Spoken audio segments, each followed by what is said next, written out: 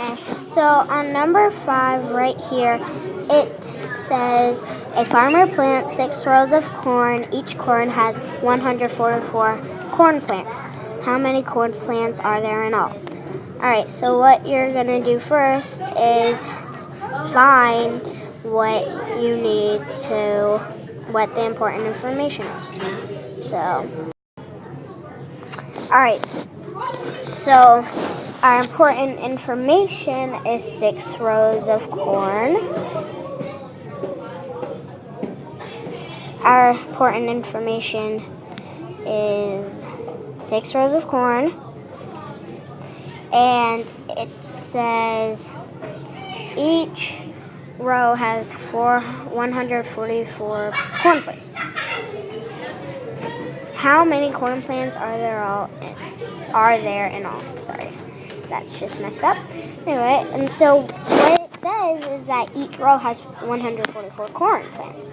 So what you're going to do is multiply 144 times 6. So let's do that. I'll just use that. 144 times 6, because remember it says 6 right here. Alright, so 6.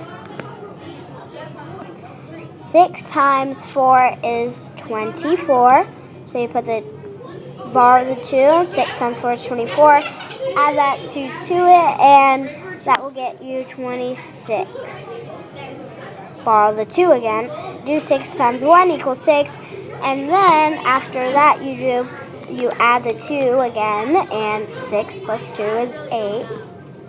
So your answer is now 864. So it's not A, it's not B, it's not C, and it is D. So your answer is 864 corn plants.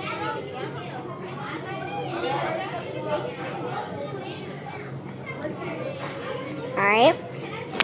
So, yeah. Thank you for watching. Bye.